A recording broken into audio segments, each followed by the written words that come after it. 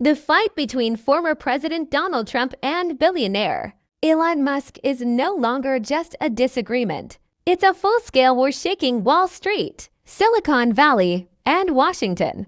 Everything started when the U.S. Congress passed a controversial economic bill that massively cuts taxes for billionaires and giant corporations while slashing budgets for healthcare, social programs, and green energy. Elon Musk, known for his futuristic vision and clean energy innovations, exploded with public criticism. He openly said this bill is a disaster that punishes innovation, kills the middle class, and rewards polluters and outdated industries. Trump didn't stay silent. In a fiery press conference, he fired back, saying, Elon Musk built his wealth thanks to government subsidies. Without NASA contracts and even incentives, there would be no Tesla, no SpaceX. Now he wants to lecture us about fairness. We're here to protect real Americans, not arrogant billionaires who think they're above the law.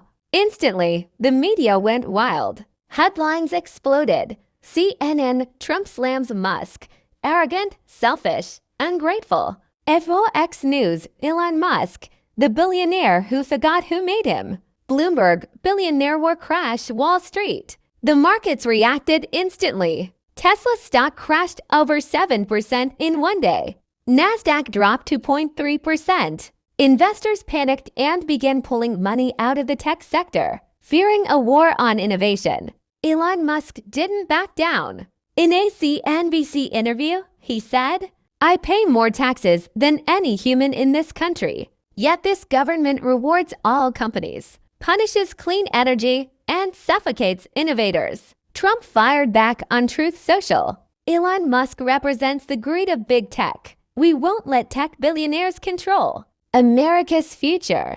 This isn't just a clash between two powerful men. It's a battle between two different visions for America's future. Trump represents the traditional, nationalist, fossil fuel-driven economy. Musk represents a future of clean energy, space exploration, AI, and technological freedom.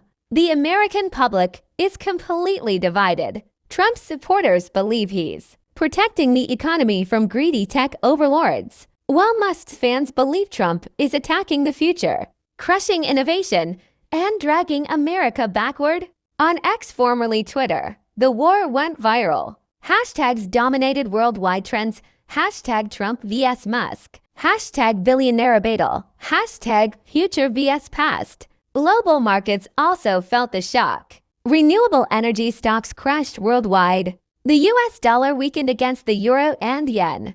China, meanwhile, offered tax breaks to attract US tech companies. Fearing this hostile environment, analysts are warning this is just the beginning. If Musk launches a legal battle and Trump continues pushing anti-tech policies, the U.S. economy could face a major tech-driven recession. This isn't just a political fight. It's a war over what kind of country America will be.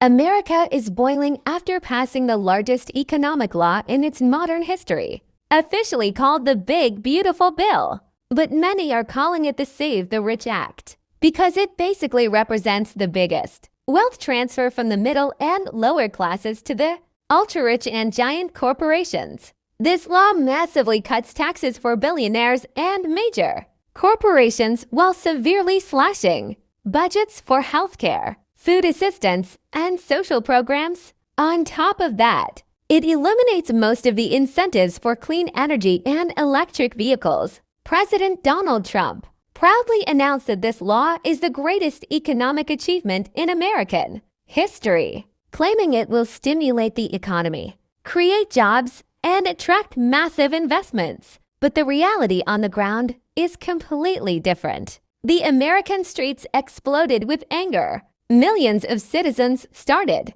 feeling terrified because this law means many could lose access to healthcare, food support, or even housing assistance. Middle and lower income families are saying loudly, this law is written for the rich only. We are not part of it. Meanwhile, big business owners and wealthy investors are celebrating. The stock market jumped in sectors like oil, fossil fuels, and traditional industries. but tech companies and clean energy sectors were hit hard after losing government support. Elon Musk was one of the first to come out strongly against the law, saying, "This law is not for innovation, not for the environment, and definitely not for the future.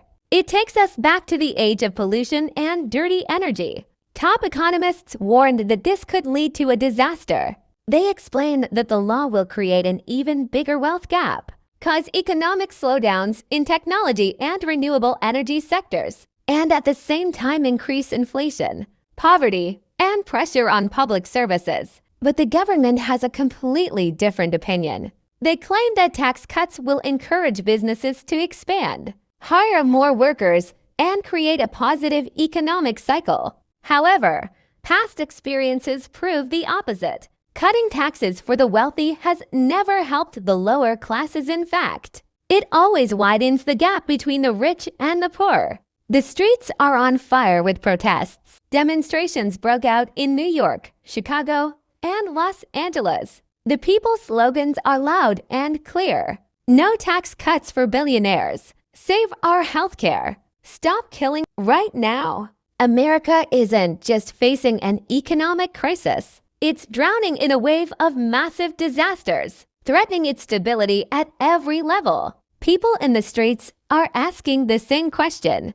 Is this the beginning of the fall of the American empire? First crisis. The economy is collapsing fast. After passing the new economic law, the stock markets took a brutal hit. Tech companies lost billions. Clean energy stocks crashed. The Nasdaq dropped over 3.5% within just days. The US dollar fell sharply against global currencies. Investors are pulling their money out, fearing a massive recession is about to slam the country. Second crisis. The immigration system is collapsing. The southern border has turned into absolute chaos. Thousands of migrants are pouring in daily, fleeing poverty and violence. The U.S. government responded harshly, building detention centers, now called by the media crocodile prisons, because of their horrific, inhumane conditions. Images from inside shocked the world: children sleeping on floors, families separated,